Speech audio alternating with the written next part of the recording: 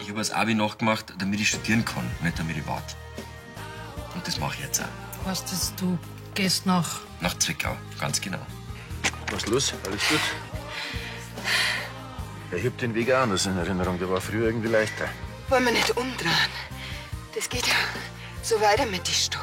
Komm, das schaffst du jetzt schon noch. Subdurales Hämatom oder sowas hat er aufgesagt. Und was ist das, bitte? Das ist ein Bluterguss, der aufs Hirn drückt. Besteht die Gefahr, dass Sie nie wieder auf? Bei Hirnverletzungen kann man Folgeschäden leider nie ganz ausschließen. Du musst wieder aufwachen. Ich brauch die doch. Wir brauchen die.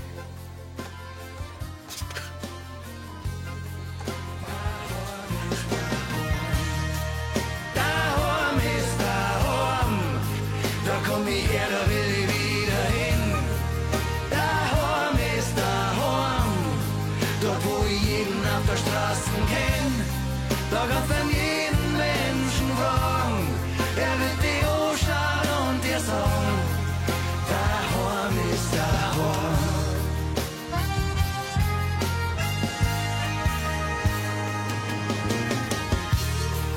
Daheim ist daheim, da komm ich her, da will ich wieder hin. Daheim ist daheim.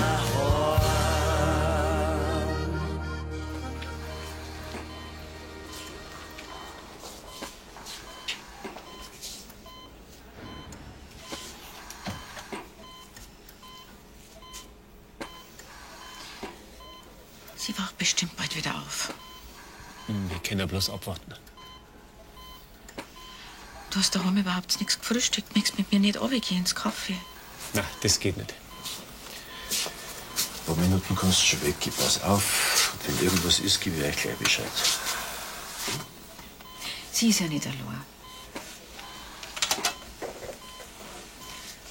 Es ist leider nicht vorhersehbar, wann sie aufwachen wird. Gönnen Sie sich eine kleine Pause. Gut, dann komme ich mit. Aber wenn sie aufwacht, wird's dann wieder gesund?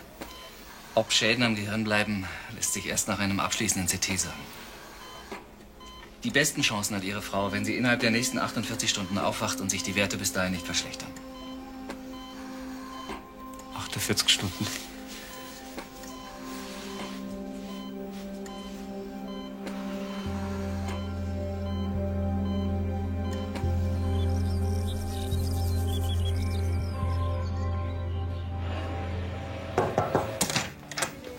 Morgen. Ja, guten Morgen. Was machst denn du heute da? Der Flori arbeitet am Sonntag, da kannst du gleich mal ein Beispiel nehmen. Weil beim Jeep ist der Kühlerschlauch irgendwie undicht. Das darf ich heute ganz schnell machen. Weißt du eh, wo alles ist? Freilich. Und mir höre sogar auf das, was mein Chef mir sagt. Ich habe mich für Zwickau entschieden. Jetzt wirklich? Ich will jetzt studieren. Schließlich werde ich auch nicht jünger. Kreiden für die. Auch wenn ich die ungern gehen lasse, gehörst du quasi schon zum Inventar. Was ist der jetzt, die Toni? Und was Spricho geht, hat mich die eh schon lange überholt. Na gut, dann muss ich doch noch mal alle Bewerbungen durchschauen, die ich gekriegt hab, gell? Da wird schon einer dabei sein. Zwickau ist vielleicht nicht meine erste Wahl, aber Hauptsache ist, dass was vorwärts geht jetzt.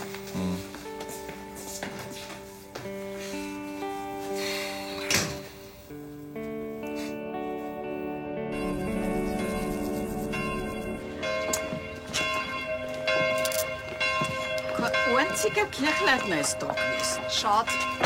Dabei habe ich gehofft, dass ich die Uschi treffe, weil telefonisch habe ich es nämlich nicht erreicht. Grüß euch. Also, schöner Sonntag noch, gell? Dankeschön gleichfalls, Herr Pfarrer. Sehr gut. Schöner Sonntag noch. Bitte, gut, bitte, gell? Wann ist denn jetzt deine Veranstaltung? Heute ist nämlich der Tag des schönen Gartens. Für was nicht alles einen extra Tag gibt, gell? Ja, ich habe darüber im Bayerkofler Kurier was gelesen. Ja, das ist so eine Aktion, wo auch private Gärten für Gartenliebhaber offen stehen. Ja, unter anderem auch der Pfarrgarten. Hey, Ja, ja. Der ist nämlich unter Hunderten von Bewerbern als einer von den 10 schönsten ausgewählt worden. Super, Glückwunsch. Ja, ja. Mei, ich war auch schon ewig nicht mehr im Pfarrgarten. Ja, dann kommst du doch einmal vorbei, Frau Brunner. Es darf mich wirklich freuen. Es ist sogar eine Gruppe angesagt worden in Begleitung von einer Jury. Die schauen sich diese 10 ausgesuchten Gärten an und die 3 schönsten kriegen dann zum Schluss eine Ehrenplakette. Ja, Wahnsinn. Herr Pfarrer, das ist überhaupt keine Frage, dass Sie die kriegen. Wobei Ihnen immer alles so wunderbar blüht. Ja, Frau Vogel, wissen Sie, die Konkurrenz, die schlaft nicht. Ja, na, drück mir einer die Daumen. Genau, viel Glück. Dankeschön, Dankeschön, Dankeschön. Für gut miteinander. Schöner Sonntag.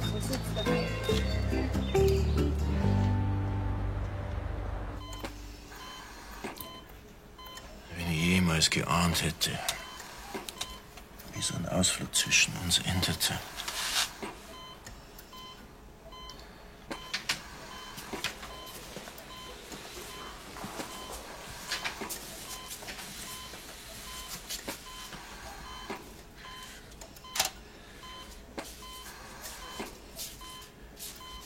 Ich glaube, ich pack's dann wieder, damit der Martin nicht so lange los mit der Franzi. Wenn's dir nichts ausmacht, ich darf noch ein bisschen da bleiben. Ja, Freddy. Sascha, danke für alles. Dass du dich so schnell und so gut um die Uschi gekümmert hast. Hubert. Nein, wirklich. Wenn sie bloß ein bisschen später in die Notaufnahme gekommen war, dass sie nur eine Chance hat, das verdankt man ganz allein dir. Ich bring dich noch zum Auto. Okay. Für dich.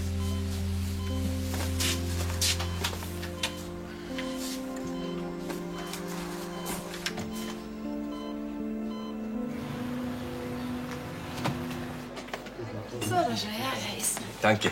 Bitte. Das ist schon klar, dass du in Zwickau im Leben nicht so gut zu essen kriegst wie bei mir, gell? Dann kannst du einfach mitkommen als meine Privatköchin. Oder du kümmerst dich endlich einmal allein um alles, was zum Leben dazu gehört. Ja, oder du schickst mir wenigstens einmal die Woche Notration, damit ich nicht ganz eingehe. Ja, genau. Du, unsere Gäste gehen auch gleich ein, wenn du nicht schnellstens in die Küche verschwindest. Und was wir tun? Der Einzige, den du verstehst. Hm. Na, warte mal. Bitte. Flori, neugierige Frage. Was willst denn du in Zwickau? Studieren, Fahrzeugtechnik. Ach so. Weiter weg hast du nichts gefunden, oder? Schon, mir war mir auch lieber gewesen. Aber die haben mich nicht genommen. Wenn ich nicht länger warten will, muss ich halt nach Sachsen. Deinem Fach gibt's da kein duales Studium? Ja, ein Sohn von einem alten Spätzl, der macht es, der ist völlig zufrieden. Ja, ich meine, du warst doch auch ein geeigneter Kandidat. Und was genau ist ein duales Studium? Ja, das ist berufsbegleitend. Man arbeitet und macht nebenbei die Vorlesungen. Darauf habe ich mich gar nicht beworben. Ich will ein richtiges Studium. Das ist absolut gleichwertig, aber wenn du meinst, ne? Und es hat wirklich keinerlei Nachteile gegenüber von einem normalen Studium? Ja, nicht, dass ihr wisst. Ja, alles, was man lernt, kann man gleich praktisch ausüben. Also besser geht's doch gar nicht. Hä? Ja, schon. Ja, aber die Doppelbelastung ist auch nicht ohne. Ach so. Ich glaube eher, du willst ein lockeres Studentenleben, hä? Freilich, sonst könnte ich mir die ganze Studiererei ersparen. Ja, ja.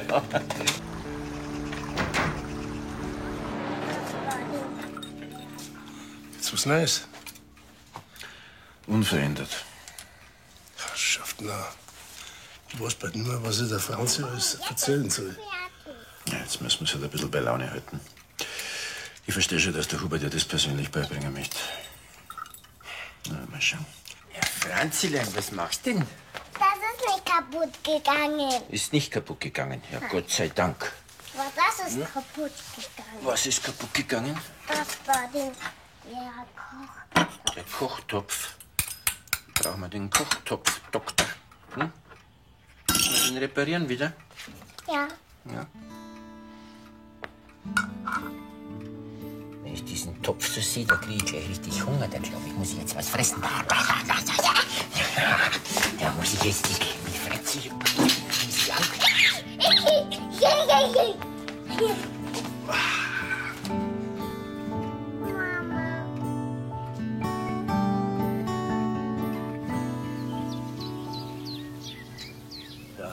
Ja, freilich. Ja, schau halt vorbei. Ja, deine Meinung interessiert mich doch. Freilich, freilich. Ich weiß doch, dass du auch ein begeisterter Gartler bist. Ja, freilich. Ich sehe gern und den Herrn Bischof schon vor mir, wie sie wieder fachsimpeln miteinander. Was ist da passiert? Ja, da muss ich sofort was unternehmen. Ich danke dir für die Warnung. Ja, ja. Ja, einen geruhsamen Sonntag noch. Also, vierte gut, ja, vierte, wiederhören. Was denn für eine Warnung? Ja, also der Gruber hat gerade gesagt, dass der Bischof voriges Jahr auch mitgemacht hat beim Tag des schönen Gartens. Und da ist eine Busgruppe gekommen mit lauter Schaulustige. Und danach haben seine Blumenbeete und seine Rabatten ausgeschaut, als ob eine Elefantenherde drüber trabt war. Und sowas nennt sie Gartenfreunde. Und ich hab mir so viel Arbeit gemacht, gell? Na, die lassen sich ja vom Kamm kaputt machen. Ja, schon, aber was soll ich denn machen? Ich mein, Du, was hältst du denn davon?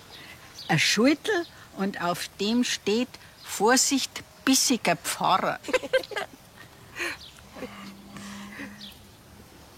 Ich sehe schon, der ist halt nicht nachlachen, gell? Ja. Du, ich muss jetzt auch wieder zurück in mein Wirtshaus, gell? Es wird schon nicht so schlimm werden. Ja, danke schön. Also, Ja. vierte. Für gut, Frau Brunner, vierte. Servus. Meine. Ich darf ja gern Herz sagen, alle, gell, aber Frau Vogel doch nicht um jeden Preis. Nein. Ein Reblär mit dem macht einer keiner kaputt. Das sorge ich schon dafür. Ne?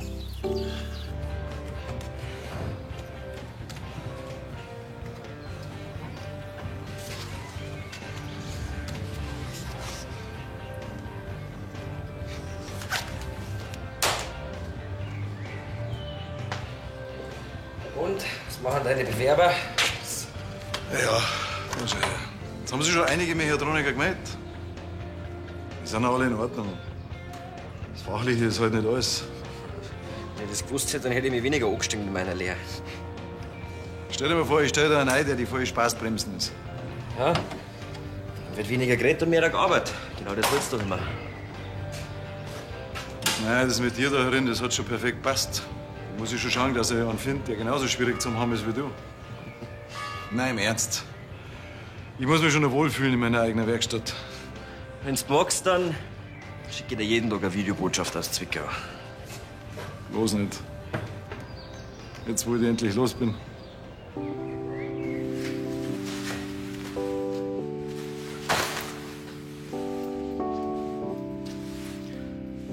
Alles ein bisschen anders da drin. Und dann auch wieder nicht. Kaum lasse ich dir den Wagen, ist meine Kamera weg. Was ist denn da los? Da passt alles zusammen. Du, da passt überhaupt nichts. Was ist denn, wenn der Kamera daheim liegt? Such lieber mal gescheit, bevor du da weiterhin Blätter herrätst. Die Kamera liegt immer im Wagen. Jetzt pass mal auf. Für den Flori leg immer Hand ans Feuer. Der läuft dir wieder runter. Damit fahren uns der Konkurrenz leicht davor. Gute Arbeit. Ohne die Nachtschicht war es nicht gegangen. Und auf meine Leute ist halt Verlass, gell?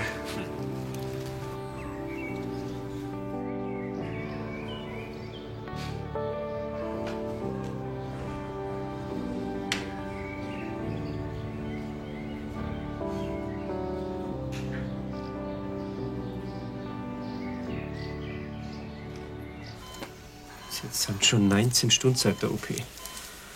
Hubert, ein bisschen Geduld musst du schon haben. Ich kann einfach nicht verstehen, dass so ein kleiner Sturz solche Folgen haben kann. Und vor der Wanderung hat sie gesagt, dass es ganz langsam angelasst. Vielleicht hat sie mit dem Sascha mithalten wollen und hat sie überfordert. Er hat schon gesagt, dass sie ein bisschen erschöpft war. Das hat er mir gar nicht gesagt. Und trotzdem ist er weitergegangen. Hey, er hat halt gemeint, dass das ein kleiner Durchhänger war. Ich gehe jetzt heim und löse den Sascha bei der Franzi ab, gell? Kann ich wenigstens was tun.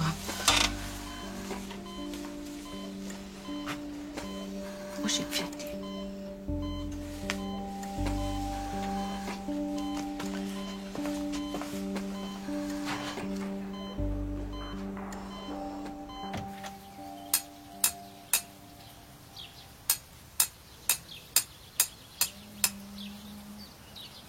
So. Jetzt. Was schon sagen? Eine gute Idee von der Frau Vogel. Aber da kann jetzt nichts mehr passieren. Ja. Jetzt können es dann kommen. Busweise können es kommen.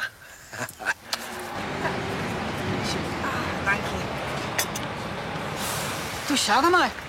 Das muss die Gruppe mit den Gartenliebhabern sein.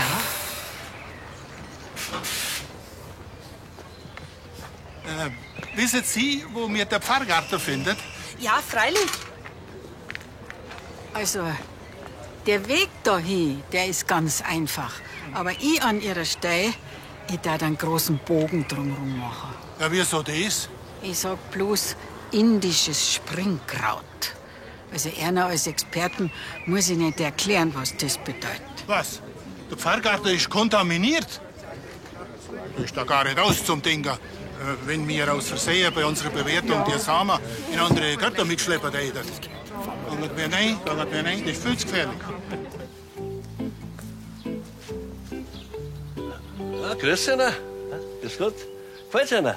Ein wunderschöner Garten, Herr Pfarrer. Da gewinnen Sie gewiss Ohren von den Preisen. Ja, hoffen wir's. Ich back's aber dann schon wieder. Oh, das ist aber schade. Es gibt mir bestimmt gleich noch einen Haufen Leid. Ja, hoffen wir's. Wiederschauen. Viert Ihnen.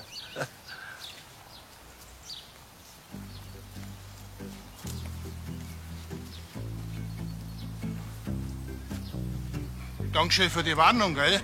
Aber schade ist schon. Fahren wir halt in den nächsten Garten weiter. Vielleicht wollen Ihre Leute ja eine kleine Stärkung, bevor sie weiterfahren. Ich meine, Sie haben doch jetzt Zeit gespart. Ja, das ist eigentlich wahr, ja, da haben Sie recht. Halt, Kommando zurück, steigt mir aus. Es geht der Brotzeit.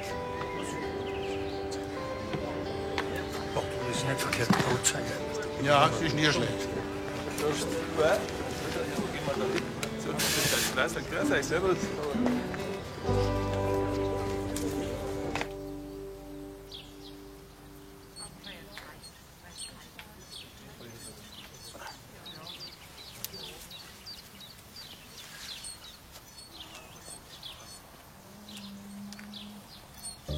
Ah, grüß Ihnen.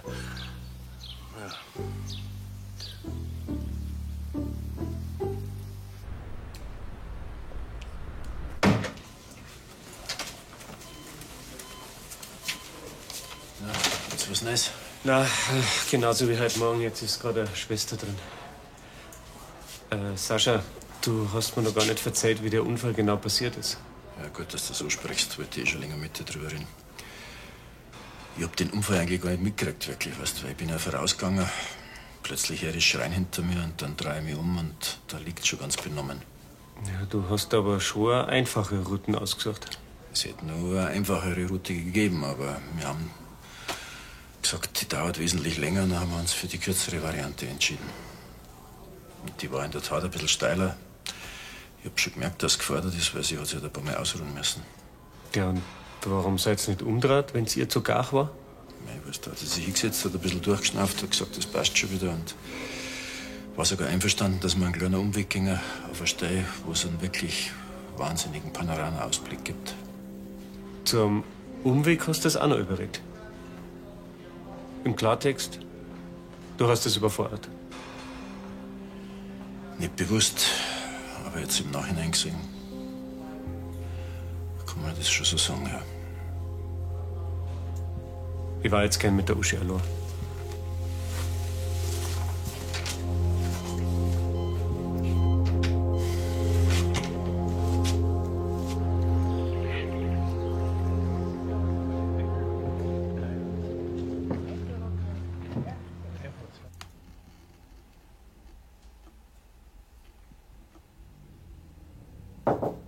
Ja?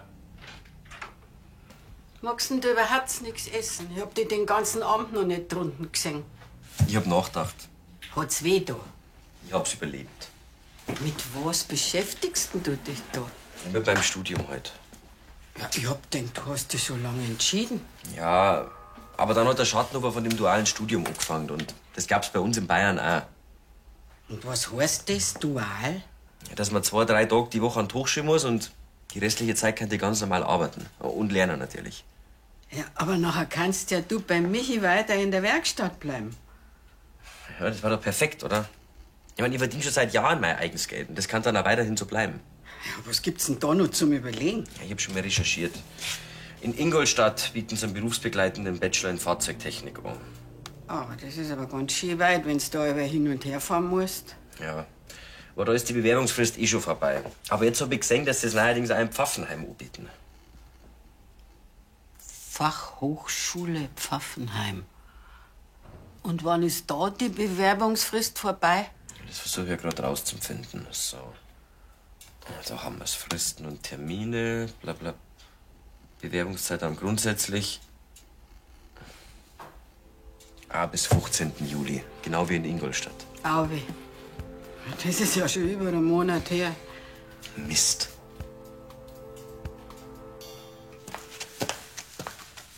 So, wir haben heute nach der Uschi gefragt. Wir müssen ja jetzt schon langsam sagen, was los ist. Wir haben morgen Nachmittag eine Mitarbeiterversammlung und da informieren wir dann die Belegschaft drüber. Sascha, jetzt macht er bitte keine Vorwürfe. Ich hätte einfach nicht überreden dürfen zu dem Umweg. Geh. Das war vielleicht ein Fehler, ja, aber das hast doch du nicht wissen können. Ja, aber ich habe ihre Kondition völlig falsch eingeschätzt. Und wenn ich es nicht überredet hätte, dann... Ja, das hätte überall passieren können. So viele Leute gehen wandern und rutschen ab oder knacksen sich am Fuß um. Und da passiert gar nichts. Schuldzuweisungen helfen jetzt gar keinem was. Was die Uschi jetzt braucht, das ist ihr Vater. Gerade jetzt, wo es so verletzlich ist, musst du umso stärker sein.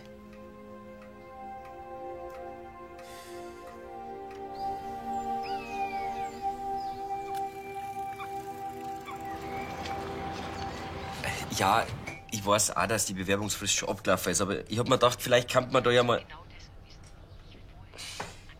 Ja. Ja, ich verstehe schon. Trotzdem danke. Wiederhören. Hast du wieder eine Absage gekriegt? Von Ingolstadt. Die bestehen auf ihre Bewerbungsfrist. Geht's um das berufsbegleitende Studium, oder? Frau Brunner hat was erzählt. Wieso hab ich denn nicht früher gecheckt, wie praktisch das war? Mei.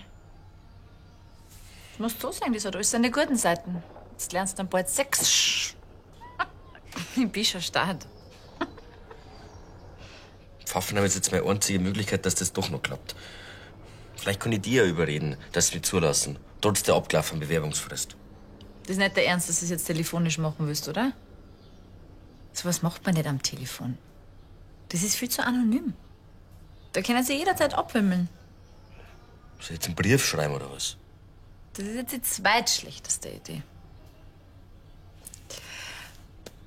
Denk mal drüber nach. Vielleicht fällt dir was ein.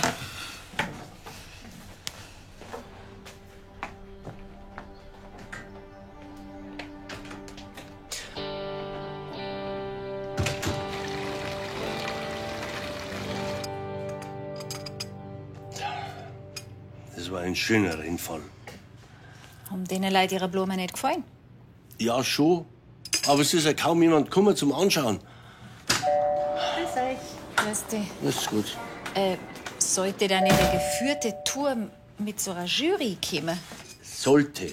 Aha. Ist aber nicht. Dabei habe ich meinen Garten so schön hergekriegt gehabt und die Blumen habe ich geschützt, dass ihnen nichts passiert. Und den ganzen Nachmittag habe ich hergewartet. Aber nicht einmal ein Handvoll Leute sind gekommen. Das ist ja auch kein Wunder, Herr Pfarrer. Mit dem indischen Springkraut ist schließlich nicht zum Spaßen. Was meinen Sie? Die Teres, die hat die Leute Gott sei Dank noch rechtzeitig gewarnt. Sonst hätten die glatt nur von ihrem Garten aus den Samen noch sonst irgendwo hin verteilt. Ja, was reden denn Sie da? Ich hab doch kein indisches Springkraut im Garten. Du wolltest doch nicht, dass deine Rabatten zertrampelt werden. Und da hab ich mir halt was ausgedacht, dass die Leute ferngehalten werden. Es war doch bloß gut gemeint. Aber wegen einer ist jetzt die Jury mit dem Bus ganz umsonst nach Lansing gekommen. Ha?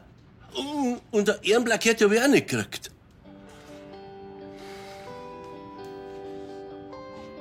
Und wenn ich da 2 Rosenkränze bett, ist das dann nur Wiedergutmachung. Und ich bastel da auch eine schöne Plaketten. Lassen Sie es gut sein, Frau Brunner.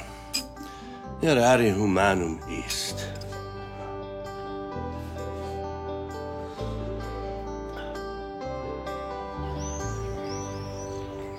Grüß euch. Grüß dich. Ah, grüß dich, Flori. Störe ich grad? Na, überhaupt nicht. Aber Zum Essen kommst du zu spät. Das passt schon. Wir haben gerade über dich geredet. Ach so? Der Roland hat nämlich einen alten Studienfreund in Zwickau. Ja, der hat einmal eine Apotheke übernommen. Und wenn du willst, dann frage ich den, ob der nicht ein Zimmer vermieten tät. Danke, aber das ist nicht mehr nötig. Hast du jetzt schon eins? Nein. Aber ich geh doch nicht nach Sachsen. Im Pfaffenheim bieten sie Fahrzeugtechnik als duales Studium an. Mhm. Ja, das ist ja an sich keine schlechte Idee, aber hast du eigentlich gesehen, dass die Anmeldefrist schon vorbei ist? Schon. Aber morgen haben wir Sprechstunde und ich hab mir extra freigenommen und hab mir gedacht, ich kann dir da mal hinfahren, persönlich vorsprechen. Weißt der Mike, was du vorhast? Nein, ich will erst mal schauen, ob das überhaupt hinhaut. Da habe ich für meine Zweifel. Du bist nicht der Einzige. Aber damit ich weiß, ob's geht oder nicht, muss ich da hinfahren. Das ist meine einzige Chance, dass ich trotz Studium in Lansing bleiben kann. Darum muss ich das einfach versuchen.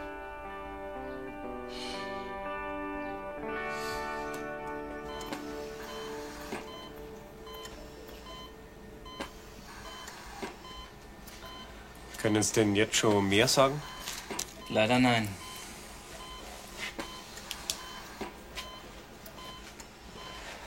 Ja, und Ihre Werte, sind die wenigstens besser als beim letzten Mal?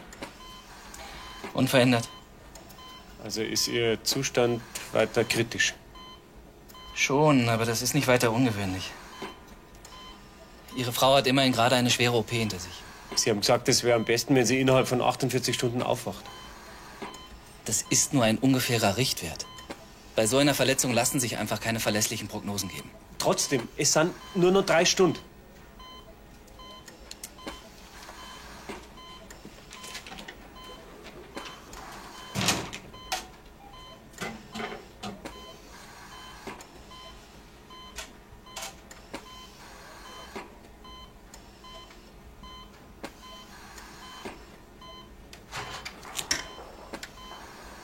Christi. Jetzt habe ich gerade den Doktor rausgesehen. Gibt's was Neues? Komm mal mit raus.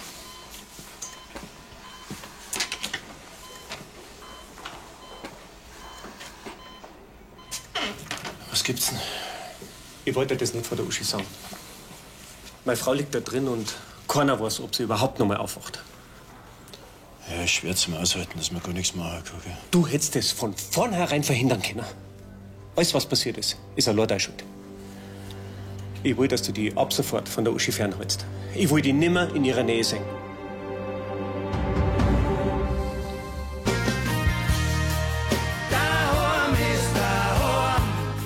Ja, je. Ja, bin noch mal gespannt, wie lange das so dauert mit der Galloway-Zucht. Und vor allem, ob das überhaupt was Gescheites wird. Ich mein, wachsen denen die Viecher quasi verloren. Aber dann muss man es noch verkaufen. Für mich war das natürlich überhaupt kein Problem, nicht, gell? Aber zum Mundfall wie der Benedikt allerweise.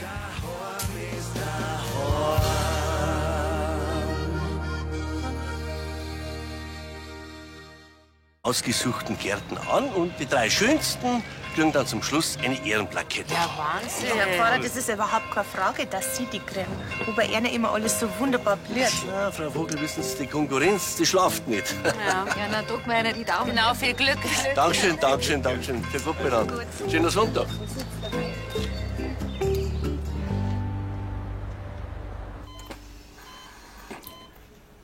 Wenn ich jemals geahnt hätte, wie so ein Ausflug zwischen uns endete.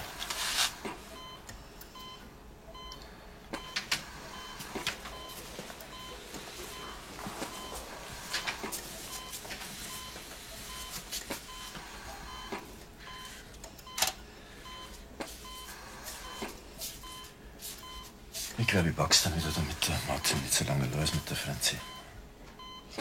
Wenn's dir nichts ausmacht, ich darf noch ein bisschen da bleiben. Ja, freilich. Sascha, danke für alles. Dass du dich so schnell und so gut um die Uschi gekümmert hast. Hubert. Nein, wirklich. Wenn sie bloß ein bisschen später in die Notaufnahme gekommen war, dass sie nur eine Chance hat, das verdankt man ganz allein dir. Ich bring dich noch zum Auto. Okay. Für dich.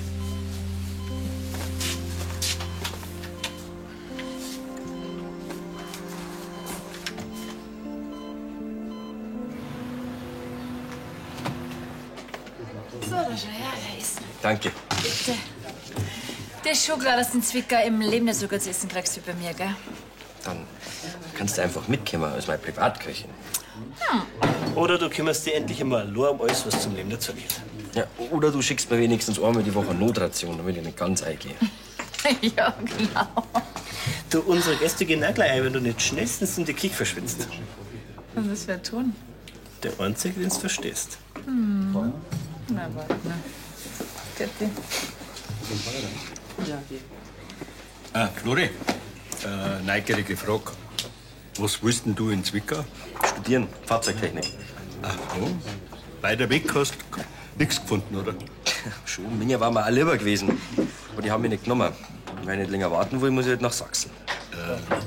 Deinem Fach gibt's da kein duales Studium? Ja, ein Sohn von einem alten Spätzl, der macht es, der ist völlig zufrieden. Ja, ich meine, du warst doch auch ein geeigneter Kandidat.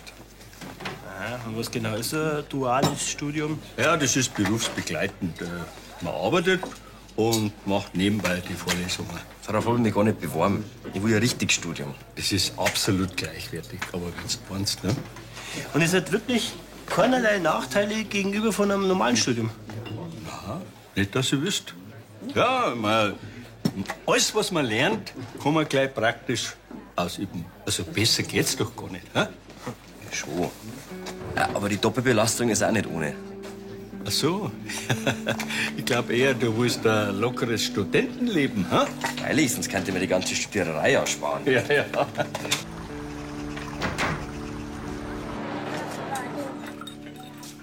Jetzt was Neues? Unverändert. Schafft na. Ich weiß bald nicht mehr, was ich der Franzi alles erzählen soll.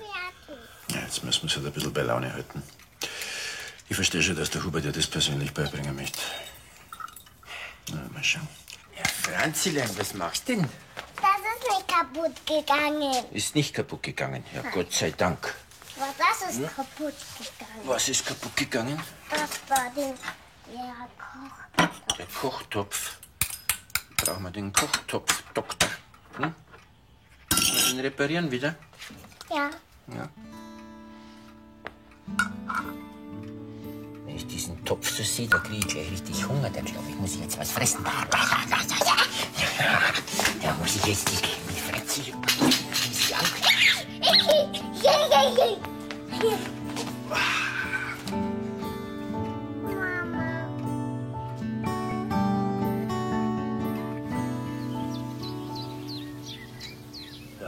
Ja, freilich. Ja, schau halt vorbei.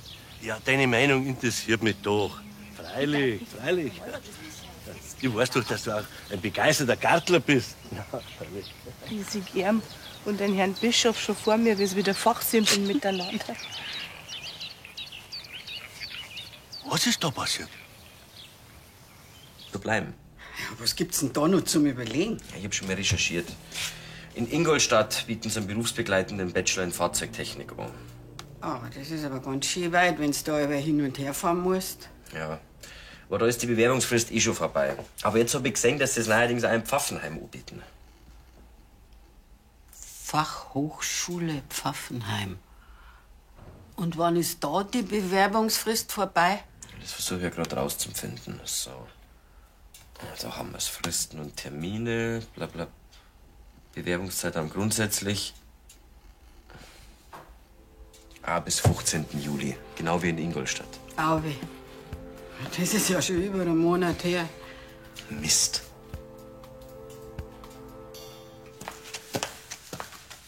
So, wir haben heute nach der Uschi gefragt. Wir müssen ja jetzt schon langsam sagen, was los ist. Wir haben morgen Nachmittag eine Mitarbeiterversammlung und da informieren wir dann die Belegschaft drüber. Sascha, jetzt macht er bitte keine Vorwürfe. Ich hätte einfach nicht überreden dürfen zu dem Umweg.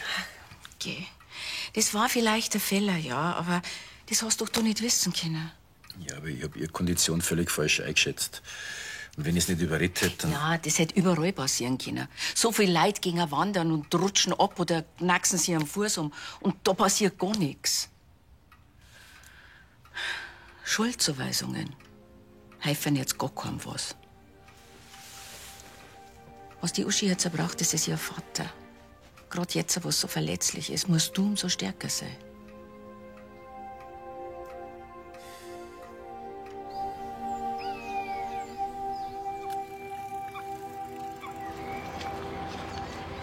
Ja, ich weiß auch, dass die Bewerbungsfrist schon abgelaufen ist, aber ich hab mir gedacht, vielleicht kann man da ja mal... Ja. Ja, ich verstehe schon. Trotzdem danke. Wiederhören. Hast du wieder eine Absage gekriegt? Von Ingolstadt. Die bestehen auf ihre Bewerbungsfrist. Geht's um das berufsbegleitende Studium, oder? Frau Brunner hat was erzählt. Wieso hab ich denn nicht früher gecheckt, wie praktisch das war? Mei. Du musst so sagen, das hat alles seine guten Seiten. Jetzt lernst du dann bald 6. Ich bin schon stark. Pfaffenheim ist jetzt meine einzige Möglichkeit, dass das doch noch klappt. Vielleicht kann ich die ja überreden, dass sie mich zulassen, trotz der abgelaufenen Bewerbungsfrist. Das ist nicht der Ernst, dass du es jetzt telefonisch machen willst, oder? So was macht man nicht am Telefon. Das ist viel zu anonym. Da können sie jederzeit abwimmeln. Soll ich jetzt einen Brief schreiben oder was? Das ist jetzt die zweitschlechteste Idee. Denk mal drüber nach. Vielleicht fällt dir was ein.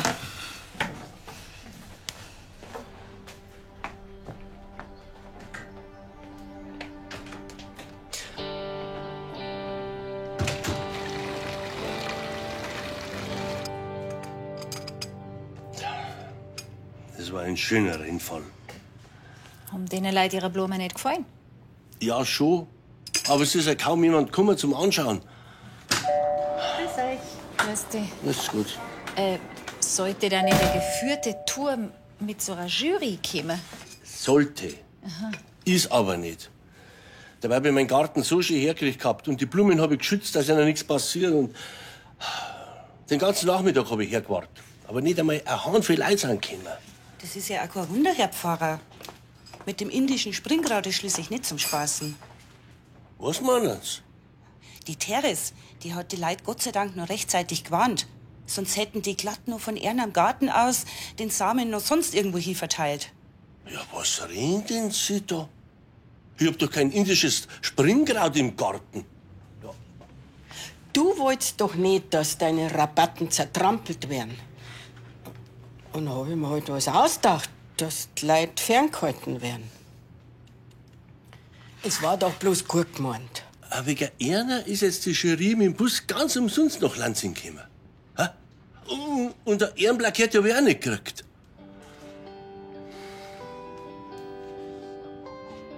Und wenn ich da 2 Rosenkränze bett, ist das dann nur wieder gut machen. Und ich bastel da auch eine schöne Plaketten. Lassen Sie es gut sein, Frau Brunner. Errare humanum. Ja, ja. Jetzt können Sie dann kommen. Busweise können Sie kommen. Danke. Du, schau mal. Das muss die Gruppe mit den Gartenliebhabern sein.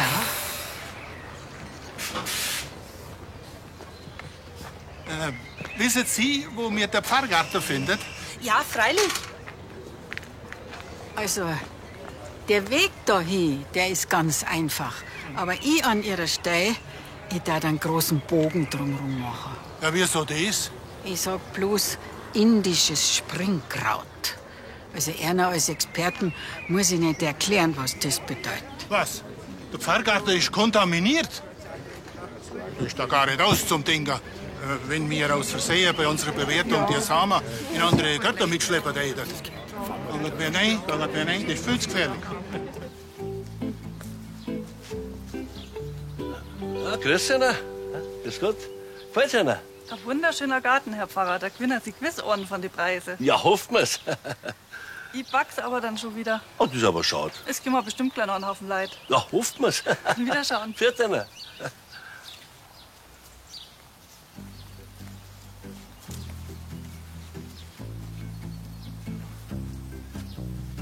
Dankeschön für die Warnung, gell?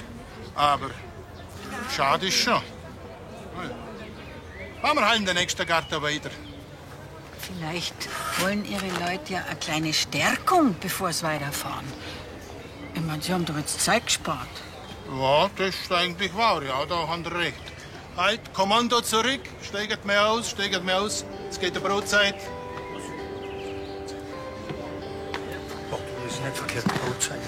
Ja, es ist nie schlecht. Grüß euch, servus.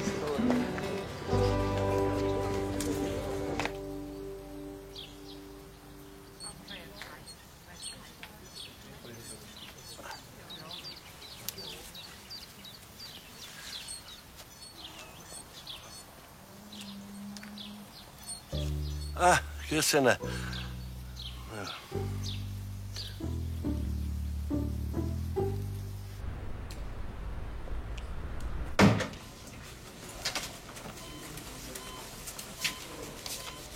Ist was Neues? Na, genauso wie heute Morgen. Jetzt ist gerade eine Schwester drin. Sascha, du hast mir noch gar nicht erzählt, wie der Unfall genau passiert ist. Ja, gut, dass du so sprichst. Wollte ich schon länger mit dir drüber reden. Ich hab den Unfall eigentlich gar nicht mitgekriegt, wirklich. Weißt du, weil ich bin ja vorausgegangen.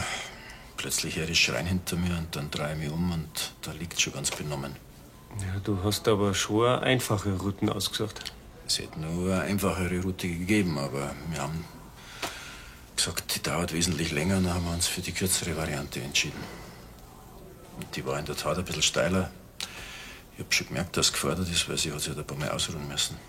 Ja, und warum seid ihr nicht umdreht, wenn es ihr zu gar war? Ich weiß, da hat sie sich hingesetzt, hat ein bisschen durchgeschnauft, hat gesagt, das passt schon wieder und war sogar einverstanden, dass wir einen kleinen Umweg gingen auf eine Stelle, wo es einen wirklich wahnsinnigen Panorama-Ausblick gibt. Zum Umweg hast du das auch noch überredet. Im Klartext, du hast es überfordert. Nicht bewusst, aber jetzt im Nachhinein gesehen, kann man das schon so sagen, ja. Ich war jetzt gern mit der Uschi allein.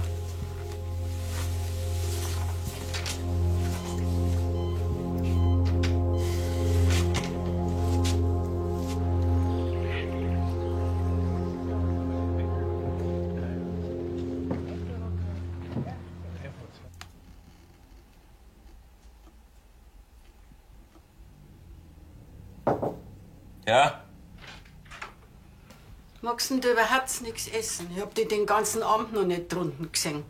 Ich hab nachgedacht. Hat's weh da? Ich hab's überlebt. Mit was beschäftigst denn du dich da? Mit meinem Studium halt. Ja, ich hab gedacht, du hast dich schon lange entschieden. Ja, aber dann hat der Schattenhofer von dem dualen Studium angefangen und das gab's bei uns in Bayern auch. Und was heißt das, dual? Ja, dass man 2, 3 Tage die Woche an die Hochschule muss und die restliche Zeit kann ich ganz normal arbeiten. Und lernen natürlich. Ja, aber nachher kannst ja du beim Michi weiter in der Werkstatt bleiben. Ja, das war doch perfekt, oder?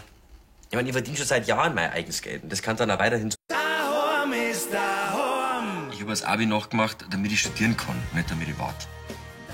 Und das mache ich jetzt auch. Weißt du, du gehst nach Zwickau, ganz genau. Was ist los? Alles gut?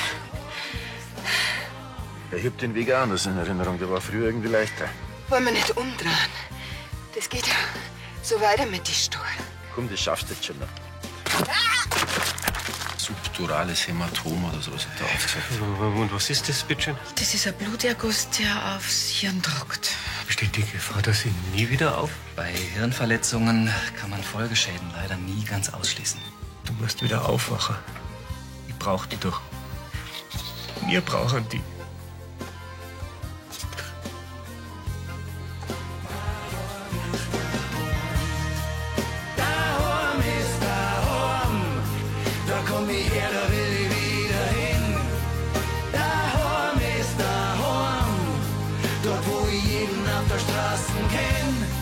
Da kannst du jeden Menschen fragen, er wird die anschauen und dir sagen, daheim ist daheim.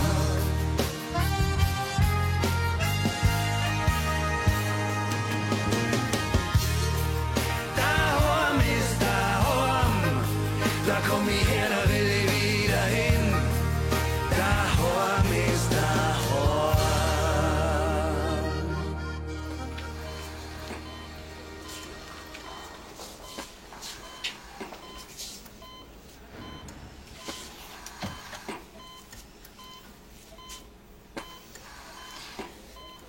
Sie wacht bestimmt bald wieder auf. Wir können ja bloß abwarten. Du hast daheim überhaupt nichts gefrühstückt, magst mit mir nicht runtergehen ins Kaffee. Nein, das geht nicht. Ein paar Minuten kannst du schon weggehen. Pass auf. Und wenn irgendwas ist, gebe ich euch gleich Bescheid. Sie ist ja nicht allein. Es ist leider nicht vorhersehbar, wann sie aufwachen wird. Gönnen Sie sich eine kleine Pause. Gut, dann komme ich mit.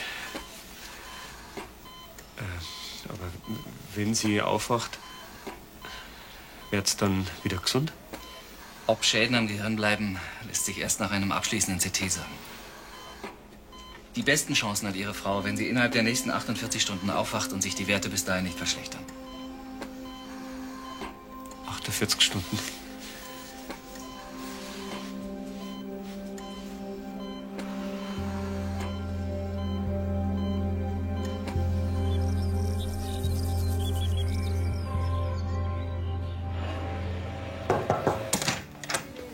Morgen. Ja, guten Morgen. Was machst denn du heute da? Der Flori arbeitet am Sonntag, da kannst du gleich mal ein Beispiel nehmen. Ja, beim Jeep ist der Kühlerschlauch irgendwie undicht. Das darf ich heute ganz schnell machen. Weißt du wo alles ist? Freilich. Und manchmal höre ich sogar auf das, was mein Chef mir sagt. Mhm. Ich habe mich für Zwickau entschieden. Jetzt wirklich? Ich will jetzt studieren. Schließlich werde ich auch nicht jünger. Freut mich für dich. Auch wenn ich die ungern gehen lasse, gehörst du quasi schon zum Inventar. Was ist der jetzt, die Toni? Und was Sprich geht, hat mich die eh schon lange überholt. Na gut, dann muss ich doch noch mal alle Bewerbungen durchschauen, die ich gekriegt hab, gell? Da wird schon einer dabei sein. Zwickau ist vielleicht nicht meine erste Wahl, aber Hauptsache ist, dass was vorwärts geht jetzt. Mhm.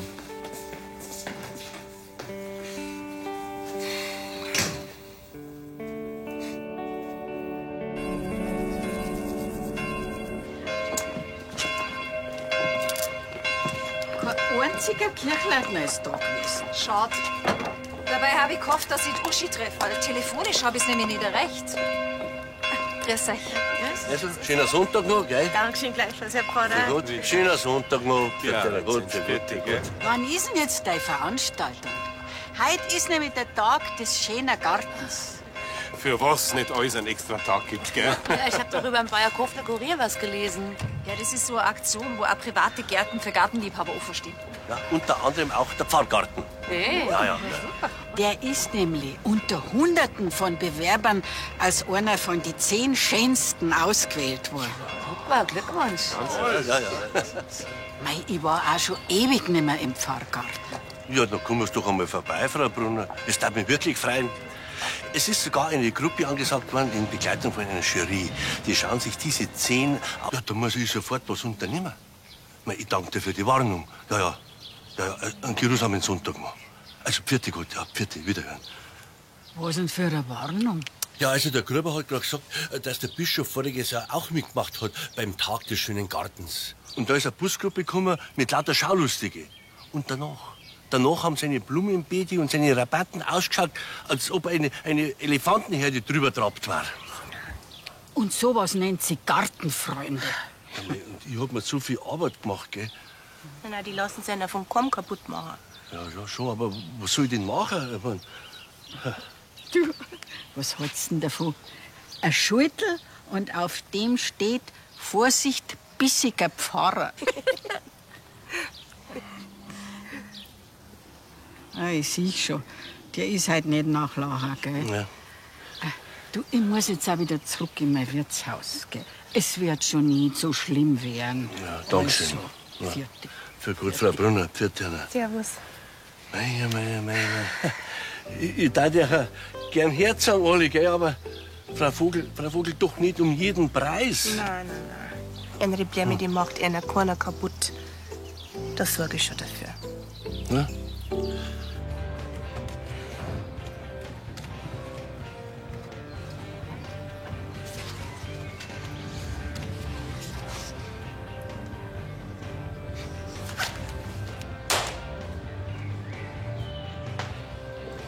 Und, was machen deine Bewerber? Ja, also, jetzt haben sich schon einige Mechatroniker gemeldet. Die sind auch alle in Ordnung. Das Fachliche ist halt nicht alles. Wenn ich das gewusst hätte, dann hätte ich mich weniger angestrengt in meiner Lehre. Stell dir mal vor, ich stell dir einen ein, der die voll Spaßbremsen ist. Ja? Dann wird weniger geredet und mehr gearbeitet. Genau das willst du doch immer. Nein, das mit dir da herin, das hat schon perfekt passt. Da muss ich schon schauen, dass ich einen finde, der genauso schwierig zu haben ist wie du. Nein, im Ernst.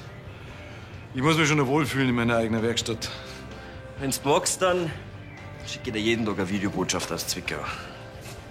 Los nicht. Jetzt, wo ich endlich los bin.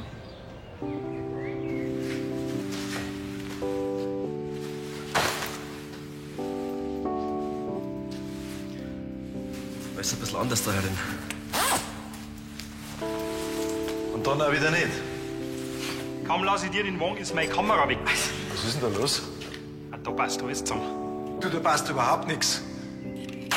Was ist denn, wenn der Kamera daheim liegt? Such lieber mal gescheit, bevor du weiter im Blätter herrätst. Die Kamera liegt immer im Wagen. Jetzt pass mal auf. Für den Flori leg immer Hand ans Feuer. Der darf dir wieder eins sein. Damit fahren der Konkurrenz leicht davor. Gute Arbeit. Ohne die Nachtschicht war es nicht gegangen. Und auf meine Leute ist halt Verlass, gell?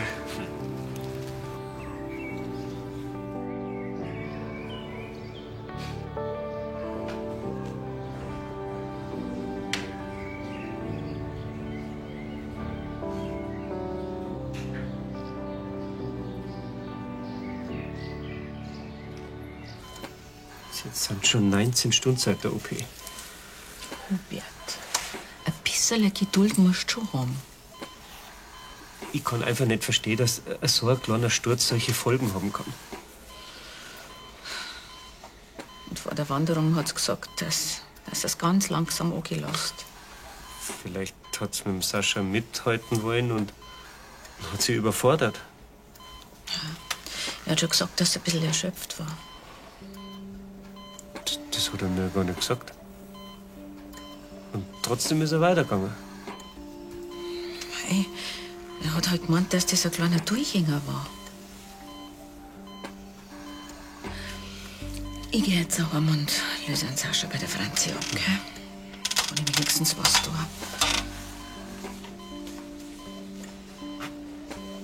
Uschi, fertig.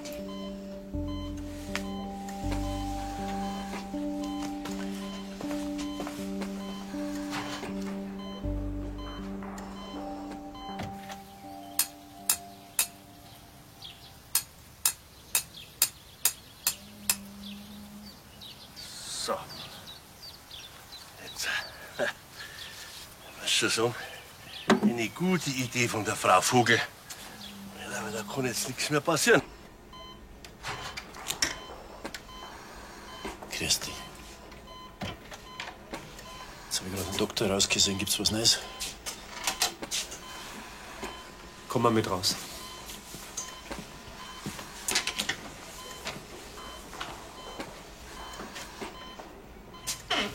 Was gibt's denn? Ich wollte das nicht vor der Uschi sagen. Meine Frau liegt da drin und keiner weiß, ob sie überhaupt noch mal aufwacht. Ja, schwer zum Aushalten, dass man gar nichts machen kann. Gell? Du hättest es von vornherein verhindern können. Alles, was passiert ist allein deine Schuld. Ich will, dass du die ab sofort von der Uschi fernhältst. Ich will die nimmer in ihrer Nähe sehen.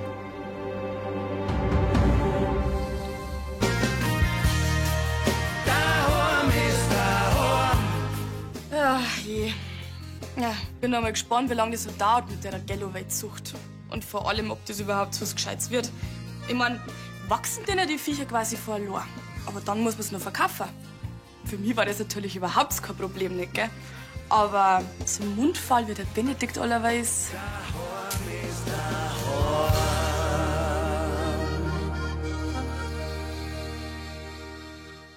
Ausgesuchten Gärten an und die 3 schönsten kriegen dann zum Schluss eine Ehrenplakette. Ja, Wahnsinn. Herr Pfarrer, das ist überhaupt keine Frage, dass Sie die kriegen.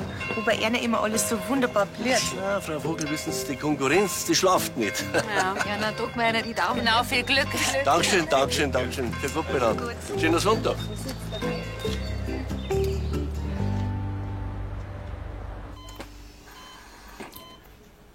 Wenn ich jemals geahnt hätte, wie wie so ein Ausflug zwischen uns endete.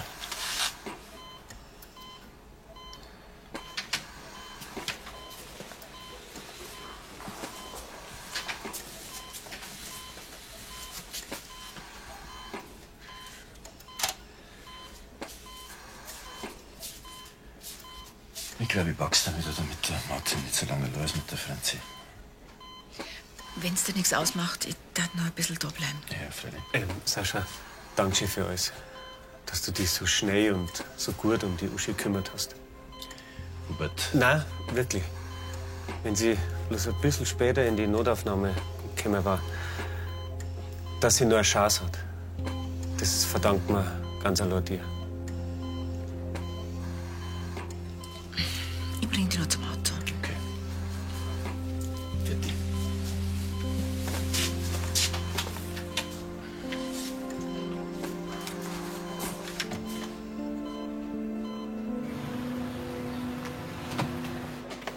So, da schau her, da ist er. Danke. Bitte. Wenn ich diesen Topf so sehe, da kriege ich gleich richtig Hunger. Da glaube ich, muss ich jetzt was fressen. Da muss ich jetzt die Franzi. Muss ich auch.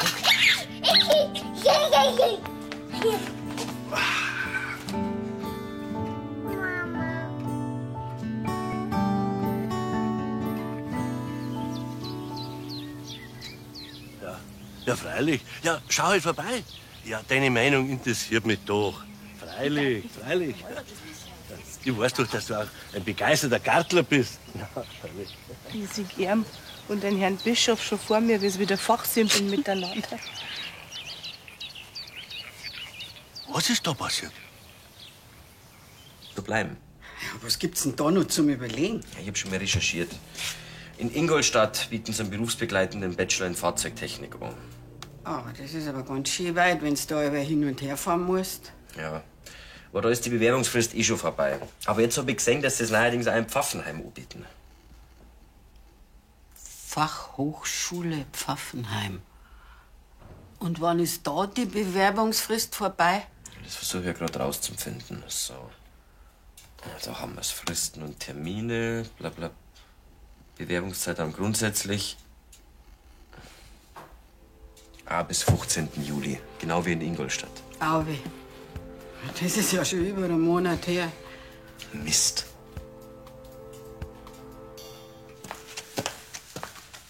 So, wir haben heute nach der Uschi gefragt. Wir müssen ja jetzt schon langsam sagen, was los ist. Wir haben morgen Nachmittag eine Mitarbeiterversammlung und da informieren wir dann die Belegschaft drüber. Sascha, jetzt macht er bitte keine Vorwürfe. Ich hätte einfach nicht überreden dürfen zu dem Umweg. Geh. Das war vielleicht ein Fehler, ja, aber das hast doch du nicht wissen können. Ja, aber ich habe ihre Kondition völlig falsch eingeschätzt. Und wenn ich es nicht überredet hätte, dann... Ja, das hätte überall passieren können. So viele Leute gehen wandern und rutschen ab oder knacksen sich am Fuß um. Und da passiert gar nichts. Schuldzuweisungen helfen jetzt gar keinem was. Was die Uschi jetzt braucht, das ist ihr Vater. Gerade jetzt, wo es so verletzlich ist, musst du umso stärker sein.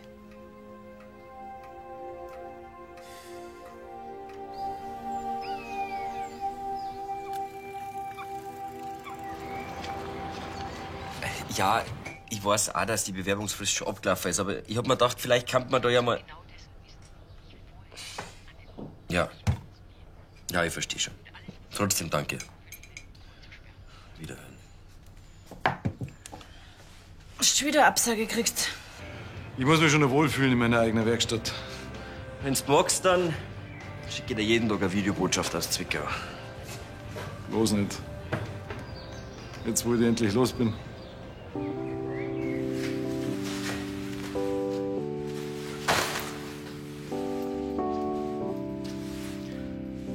Ist ein bisschen anders da herin. Und dann auch wieder nicht. Kaum lasse ich dir den Wagen, ist meine Kamera weg. Was ist denn da los? Da passt alles zusammen. Du, da passt überhaupt nichts. Was ist denn, wenn deine Kamera daheim liegt? Such lieber mal gescheit, bevor du da weiterhin Blätter herrätst. Die Kamera liegt immer im Wagen. Jetzt pass mal auf. Für den Flori leg ich immer Hand ans Feuer. Der läuft dir wieder runter. Damit fahren uns der Konkurrenz leicht davor. Gute Arbeit. Ohne die Nachtschicht war es nicht gegangen. Und meine Leute ist halt verlassen, gell?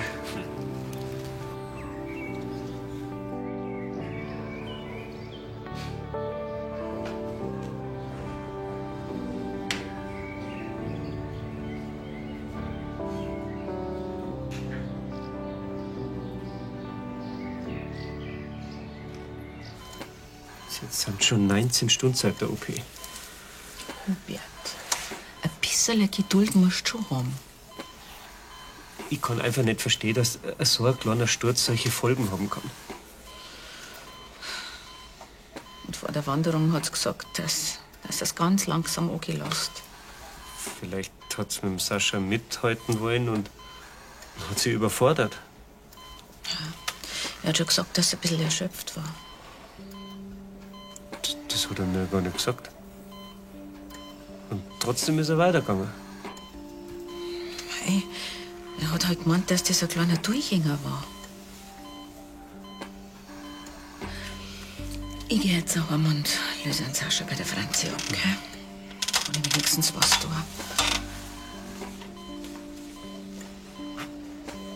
Uschi, pfiat dich.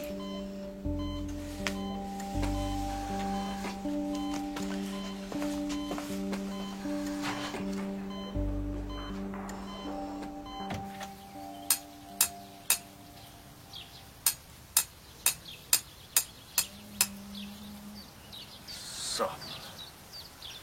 Jetzt. Was schon sagen? Eine gute Idee von der Frau Vogel. Aber da kann jetzt nichts mehr passieren. Ja, ja. Jetzt können es dann kommen. Busweise können es kommen. Danke. Du, schau mal. Das muss die Gruppe mit. Zum Essen kommst du zu spät. Das passt schon. Wir haben gerade über dich geredet. Ach so? Der Roland hat nämlich einen alten Studienfreund in Zwickau. Ja, der hat einmal eine Apotheke übernommen. Und wenn du willst, dann frage ich den, ob der nicht ein Zimmer vermieten tät. Danke, aber das ist nicht mehr nötig. Hast du jetzt schon eins? Nein.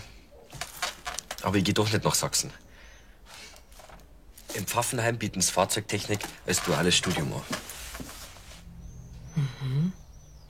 Ja, das ist ja an sich keine schlechte Idee, aber hast du eigentlich gesehen, dass die Anmeldefrist schon vorbei ist? Schon. Aber morgen haben wir Sprechstunde. Und ich habe mir extra freigenommen und hab mir gedacht, ich kann dir da mal hinfahren. Persönlich vorsprechen. Weiß der Mike, was du vorhast? Nein. Ich will erst mal schauen, ob das überhaupt hinhaut. Da habe ich für meine Zweifel. Du bist nicht der Einzige. Aber damit ich weiß, ob es geht oder nicht, muss ich da hinfahren. Das ist meine einzige Chance, dass ich trotz Studium in Lansing bleiben kann. Darum muss ich das einfach versuchen.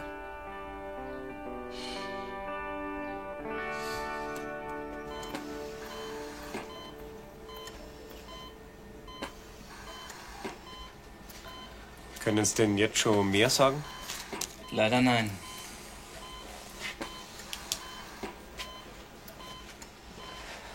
Ja, und Ihre Werte, sind die wenigstens besser als beim letzten Mal? Unverändert. Also ist Ihr Zustand weiter kritisch? Schon, aber das ist nicht weiter ungewöhnlich. Ihre Frau hat immerhin gerade eine schwere OP hinter sich. Sie haben gesagt, es wäre am besten, wenn sie innerhalb von 48 Stunden aufwacht. Das ist nur ein ungefährer Richtwert. Bei so einer Verletzung lassen sich einfach keine verlässlichen Prognosen geben. Trotzdem, es sind nur noch 3 Stunden.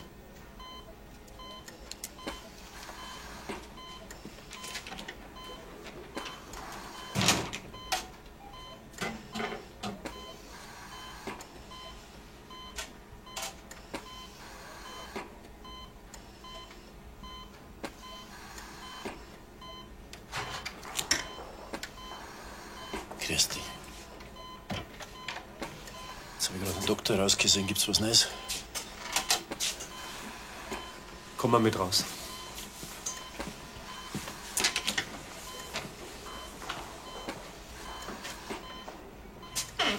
Was gibt's denn?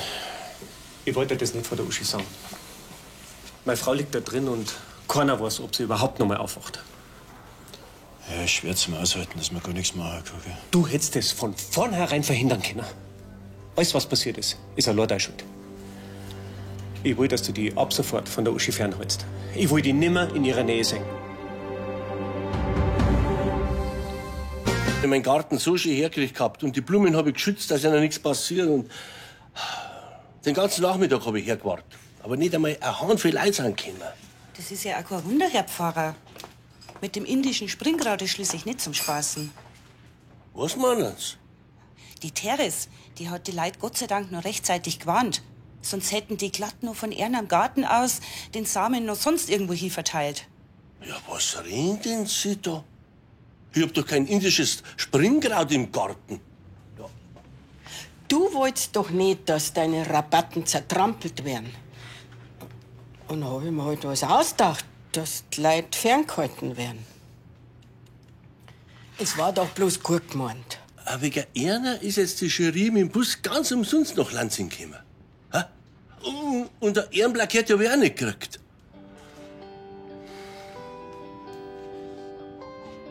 Und wenn ich dir 2 Rosenkränze bett, ist das dann nur wieder gut machen.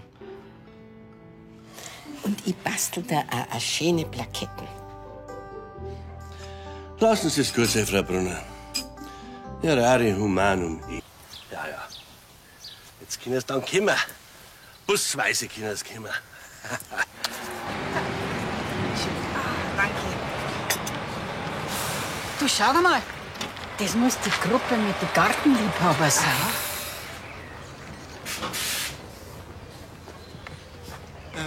Wissen Sie, wo mir der Pfarrgarten findet?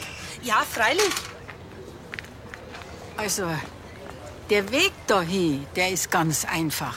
Aber ich an ihrer Stelle, ich darf einen großen Bogen drumherum machen. Ja, wieso das? Ich sag bloß indisches Springkraut. Also einer als Experten muss ich nicht erklären, was das bedeutet. Was? Der Pfarrgarten ist kontaminiert? Ist da gar nicht aus zum Dinger. Wenn wir aus Versehen bei unserer Bewertung die Samen in andere Götter mitschleppen würden. Ganget mir nein, das ist viel zu gefährlich. Ah, grüß Ihnen. Grüß Gott. Gefällt's Ihnen? Ein wunderschöner Garten, Herr Pfarrer. Da gewinnen Sie gewiss Orden von den Preisen. Ja, hoffen wir's. Ich back's aber dann schon wieder. Oh, das ist aber schade. Es kommen bestimmt gleich noch einen Haufen Leute. Ja, hoffen wir's. Wiederschauen. Viert Ihnen.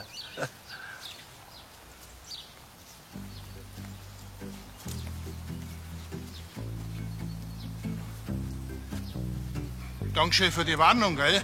Aber schade ist schon. Fahren wir halt in den nächsten Garten weiter. Vielleicht wollen ihre Leute ja eine kleine Stärkung, bevor sie weiterfahren. Ich meine, sie haben doch jetzt Zeit gespart. Ja, das ist eigentlich... Hä? Schon. Ja, aber die Doppelbelastung ist auch nicht ohne. Ach so. Ich glaube eher, du willst ein lockeres Studentenleben, hä? Freilich, sonst könnte mir die ganze Studiererei aussparen. Ja.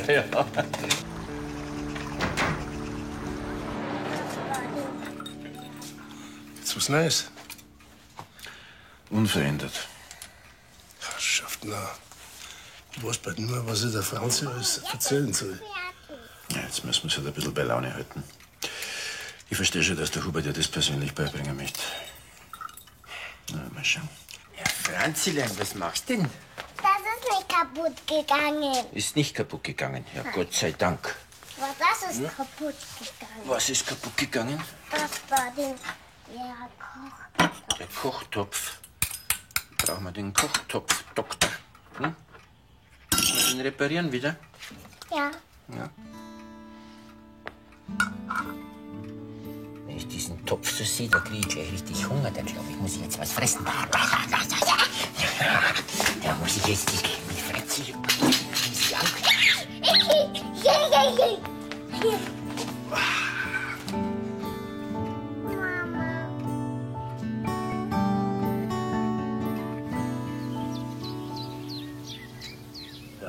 Ja, freilich. Ja, schau halt vorbei. Ja, deine Meinung interessiert mich doch. Freilich. Ich weiß doch, dass du auch ein begeisterter Gartler bist. Ja, freilich. Ich sehe gern und den Herrn Bischof schon vor mir, wie sie wieder fachsimpeln miteinander. Was ist da passiert? Ja, da muss ich sofort was unternehmen. Ich danke dir für die Warnung. Ja, einen geruhsamen Sonntag noch. Also, vierte Gott, ja, vierte, wiederhören. Was denn für eine Warnung? Ja, also der Gruber hat gerade gesagt, dass der Bischof voriges Jahr auch mitgemacht hat beim Tag des schönen Gartens. Und da ist eine Busgruppe gekommen mit lauter Schaulustige. Und danach haben seine Blumenbeete und seine Rabatten ausgeschaut, als ob eine Elefantenherde drüber trabt war. Und sowas nennt sie Gartenfreunde. Und ich hab mir so viel Arbeit gemacht, gell? Na, die lassen sich ja vom Kamm kaputt machen. Ja, schon, aber was soll ich denn machen? Ich mein, Du, was hältst du denn davon? Ein Schüttel und auf dem steht Vorsicht, bissiger Pfarrer. Ich sehe schon, der ist halt nicht nachlachen, gell? Ja. Du, ich muss jetzt auch wieder zurück in mein Wirtshaus, gell? Es wird schon nicht so schlimm werden. Ja, danke schön. Also, Ja. Für gut, Frau Brunner. Vierte. Servus. Mei. Ich darf ja gern Herz sagen, alle, gell, aber Frau Vogel. Hab ich nachgemacht, damit ich studieren kann, nicht damit ich warte. Und das mache ich jetzt auch. Heißt das, du gehst nach Zwickau, ganz genau. Was ist los? Alles gut? Ja, ich hab den Weg auch anders in Erinnerung. Der war früher irgendwie leichter. Wollen wir nicht umdrehen? Das geht ja so weiter mit den Stuhl. Komm, das schaffst du jetzt schon noch. Subdurales Hämatom oder sowas hat er aufgesagt. Und was ist das, bitte schön? Das ist ein Bluterguss, der aufs Hirn drückt. Besteht die Gefahr, dass ich nie wieder auf? Bei Hirnverletzungen kann man Folgeschäden leider nie ganz ausschließen. Du musst wieder aufwachen. Ich brauch die doch. Wir brauchen die.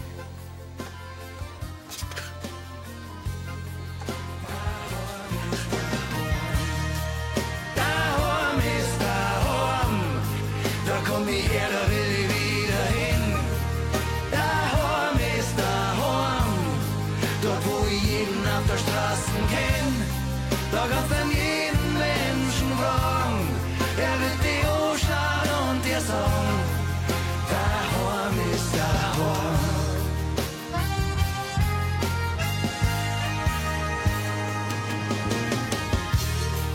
Daheim ist daheim, da komm ich her, da will ich wieder hin. Daheim ist daheim.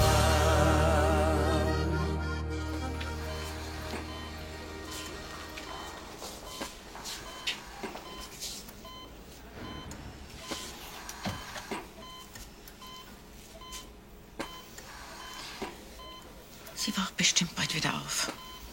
Wir können ja bloß abwarten.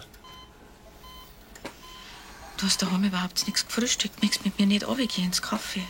Na, das geht nicht. Ein paar Minuten kannst du schon weg. Pass auf. Und wenn irgendwas ist, gebe ich euch gleich Bescheid. Sie ist ja nicht allein. Es ist leider nicht vorhersehbar, wann sie aufwachen wird. Gönnen Sie sich eine kleine Pause. Gut, dann komm ich mit. Aber wenn sie aufwacht, wird's dann wieder gesund? Ob Schäden am Gehirn bleiben, lässt sich erst nach einem abschließenden CT sagen. Die besten Chancen hat Ihre Frau, wenn sie innerhalb der nächsten 48 Stunden aufwacht und sich die Werte bis dahin nicht verschlechtern. 48 Stunden.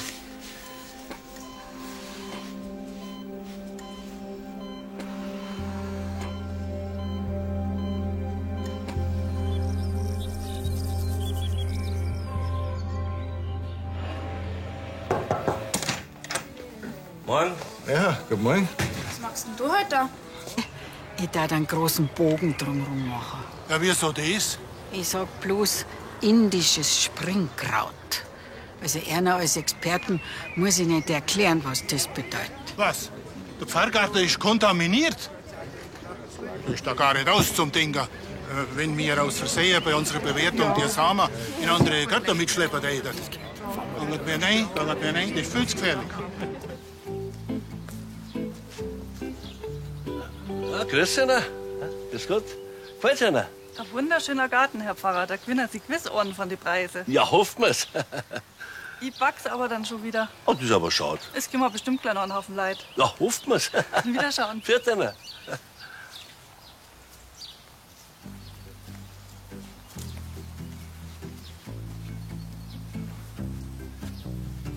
Dankeschön für die Warnung, gell?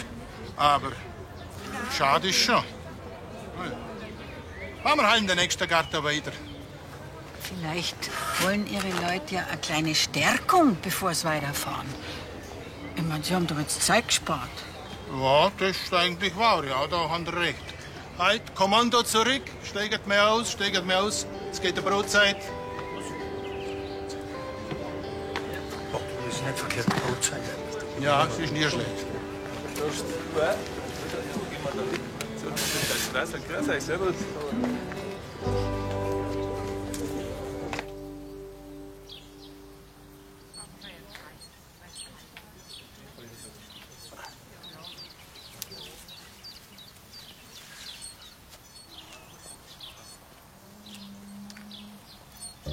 Ah, grüß euch. Ja.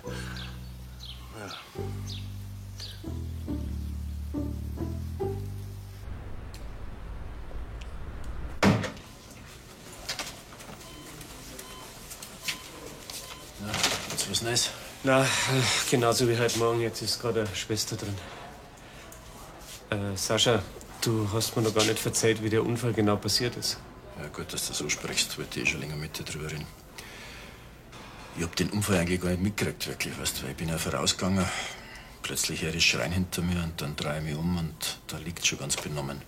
Ja, du hast aber schon einfache Routen ausgesucht. Es hätte nur eine einfachere Route gegeben, aber wir haben gesagt, die dauert wesentlich länger und dann haben wir uns für die kürzere Variante entschieden. Und die war in der Tat ein bisschen steiler. Ich hab schon gemerkt, dass es gefordert ist, weil sie hat sich halt ein paar Mal ausruhen müssen. Ja, und warum seid ihr nicht umgedreht, wenn es ihr zu gar war? Ich weiß, da hat sie sich hingesetzt, hat ein bisschen durchgeschnauft, hat gesagt, das passt schon wieder und war sogar einverstanden, dass wir einen kleinen Umweg gingen auf eine Stelle, wo es einen wirklich wahnsinnigen Panorama-Ausblick gibt. Doch noch klappt. Vielleicht kann ich die ja überreden, dass sie mich zulassen, trotz der abgelaufenen Bewerbungsfrist.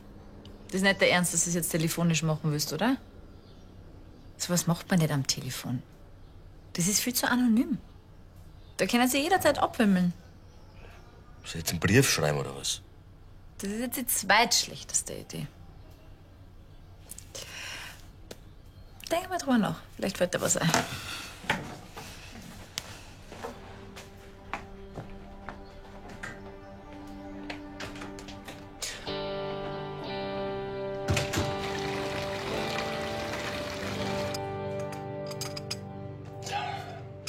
Das war ein schöner Rennfall. Haben denen Leute ihre Blumen nicht gefallen? Ja, schon. Aber es ist ja kaum jemand gekommen zum Anschauen. Grüß euch. Grüß dich. Das ist gut. Sollte dann eine geführte Tour mit so einer Jury kommen? Sollte. Aha. Ist aber nicht. Dabei habe ich meinen Garten so schön hergekriegt gehabt und die Blumen habe ich geschützt, dass ihnen nichts passiert. Und den ganzen Nachmittag habe ich hergewartet. Aber nicht einmal ein Handvoll Leute sind gekommen. Das ist ja auch kein Wunder, Herr Pfarrer. Mit dem indischen Springkraut ist schließlich nicht zum Spaßen. Was meinen Sie? Die Teres, die hat die Leute Gott sei Dank noch rechtzeitig gewarnt. Sonst hätten die glatt nur von ihren am Garten aus den Samen noch sonst irgendwo hin verteilt. Ja, was reden denn Sie da? Ich hab doch kein indisches Springkraut im Garten. Du wolltest doch nicht, dass deine Rabatten zertrampelt werden. Und da habe ich mir halt was ausgedacht, dass die Leute ferngehalten werden. Es war doch bloß gut gemeint. Aber wegen einer ist jetzt die Jury mit dem Bus ganz umsonst nach Lansing gekommen. Ha? Und ein Ehrenplakett habe ich auch nicht gekriegt.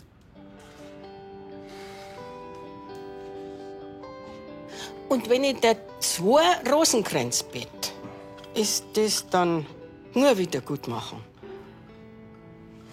Und ich bastel da auch eine schöne Plaketten. Lassen Sie es gut sein, Frau Brunner. Errare humanum. Ja, ja. Jetzt können Sie dann kommen. Busweise können Sie kommen. Danke. Du, schau mal. Das muss die Gruppe mit den Gartenliebhabern sein.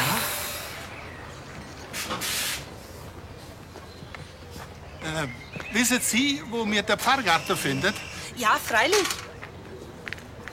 Also, der Weg dahin, der ist ganz einfach. Aber ich an Ihrer Stelle Ich darf einen großen Bogen drumherum machen. Ja, wieso das? Ich sag bloß indisches Springkraut.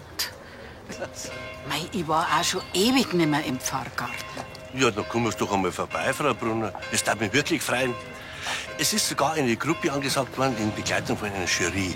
Die schauen sich diese 10 ausgesuchten Gärten an und die 3 schönsten kriegen dann zum Schluss eine Ehrenplakette. Ja, Wahnsinn. Herr Pfarrer, das ist überhaupt keine Frage, dass Sie die kriegen. Wobei einer immer alles so wunderbar blüht. Ja, Frau Vogel, wissen Sie, die Konkurrenz, die schlaft nicht. Ja, dann drück mir einer die Daumen. Genau, viel Glück.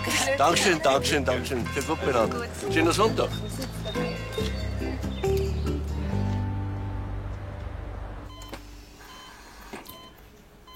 Wenn ich jemals geahnt hätte, wie so ein Ausflug zwischen uns endete.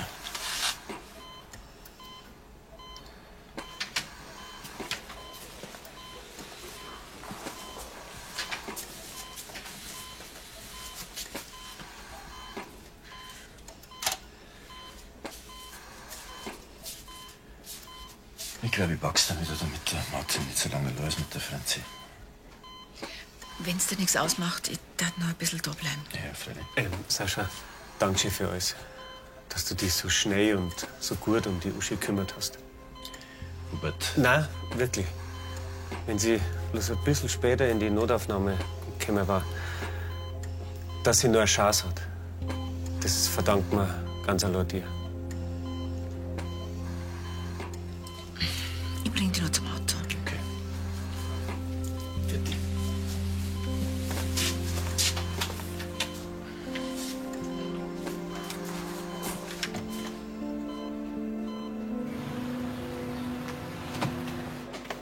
So, da schau her, da ist. Danke. Bitte. Der ist schon klar, dass du den Zwicker im Leben nicht so gut zu essen kriegst wie bei mir, gell? Dann kannst du einfach mitkommen als meine Privatköchin. Oder du kümmerst dich endlich einmal allein um alles, was zum Leben dazu gehört. Ja, oder du schickst mir wenigstens einmal die Woche eine Notration, damit ich nicht ganz eingehe. Ja, genau. Du, unsere Gäste gehen auch gleich ein, wenn du nicht schnellstens in die Küche verschwindest. Und was wir tun? Der Einzige, den du verstehst. Hm. Na, warte mal. Bitte. Flori, neugierige Frage. Was willst denn du in Zwickau? Studieren, Fahrzeugtechnik. Ach so. Weiter weg hast du nichts gefunden, oder? Schon, mir war mir auch lieber gewesen. Aber die haben mich nicht genommen. Wenn ich nicht länger warten will, muss ich halt nach Sachsen. Deinem Fach gibt's da kein duales Studium? Ja, ein Sohn vom alten Spätzl, der macht es, der ist völlig zufrieden. Ja, ich meine, du warst doch auch ein geeigneter Kandidat. Und was genau ist ein duales Studium? Ja, das ist berufsbegleitend.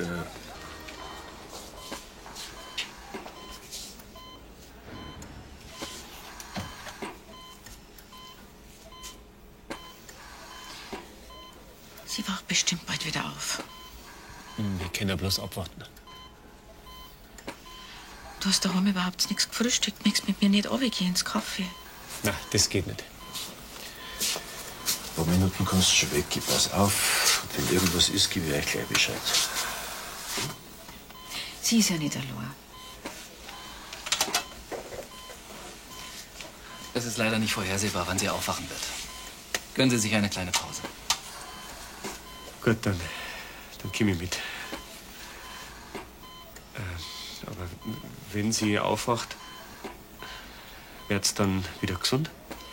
Ob Schäden am Gehirn bleiben, lässt sich erst nach einem abschließenden CT sagen.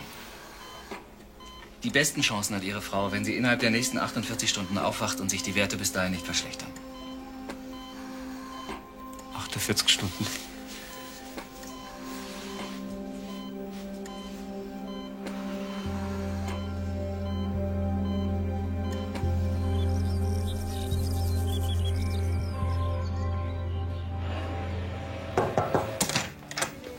Morgen. Ja, guten Morgen. Was machst denn du heute da? Der Flori arbeitet am Sonntag, da kannst du gleich mal ein Beispiel nehmen. Weil beim Jeep ist der Kühlerschlauch irgendwie undicht, das darf ich heute ganz schnell machen. Weißt du eh, wo alles ist? Freilich. Und mir höre sogar auf das, was mein Chef mir sagt. Mhm. Ich habe mich für Zwickau entschieden. Jetzt wirklich? Ich will jetzt studieren. Schließlich werde ich auch nicht jünger. Kreiden für die. Auch wenn ich die ungern gehen lasse, gehörst ja quasi schon zum Inventar. Was ist der jetzt, die Toni? Und was Sprich angeht, hat mich die eh schon lange überholt.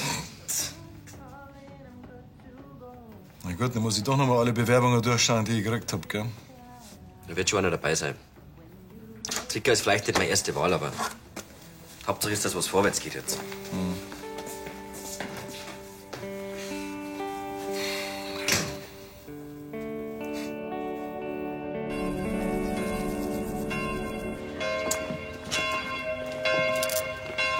Kein einziger Kirchleitner ist da gewesen. Schade. Dabei habe ich gehofft, dass ich die Uschi treffe, weil telefonisch habe ich es nämlich nicht erreicht. Grüß euch. Also, schöner Sonntag noch, gell? Dankeschön gleichfalls, Herr Pfarrer. Ja, gut, schöner Sonntag noch. Ja, gut, gell? Wann ist denn jetzt deine Veranstaltung? Heute ist nämlich der Tag des schönen Gartens. Für was nicht alles einen extra Tag gibt, gell? Ja, ich habe doch über den Bayerkofler Kurier was gelesen. Ja, das ist so eine Aktion, wo auch private Gärten für Gartenliebhaber offen stehen. Ja, unter anderem auch der Pfarrgarten. Hey. Ja, ja. Auch gemacht, damit ich studieren kann, nicht damit ich warte. Und das mache ich jetzt auch. Heißt das, du gehst nach... Nach Zwickau, ganz genau. Was ist los? Alles gut? Ja, ich hab den Weg auch anders in Erinnerung. Der war früher irgendwie leichter. Wollen wir nicht umdrehen?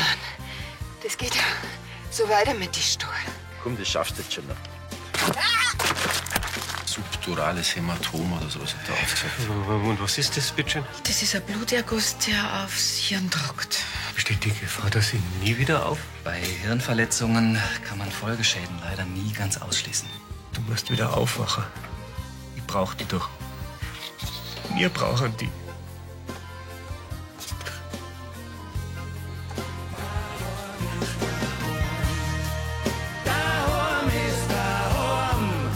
Da komm ich her, da will ich wieder hin. Daheim ist daheim, dort wo ich jeden auf der Straße kenn. Da kannst du jeden Menschen fragen, er wird dich anschauen und dir sagen, daheim ist daheim.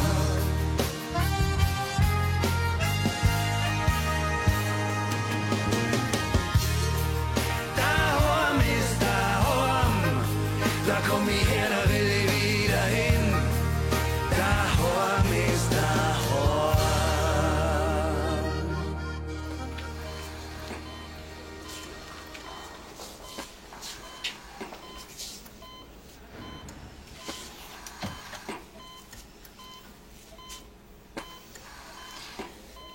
Sie wacht bestimmt bald wieder auf.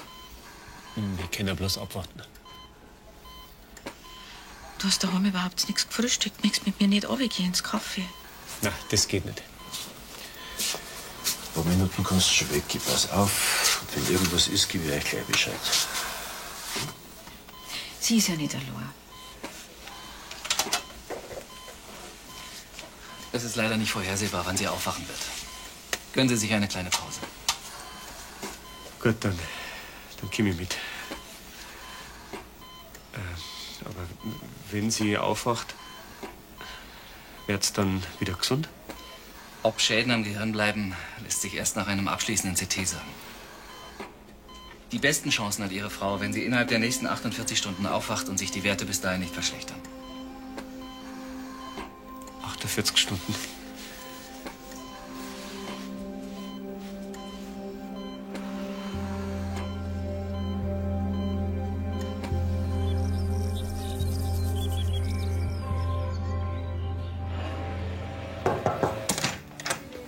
Morgen.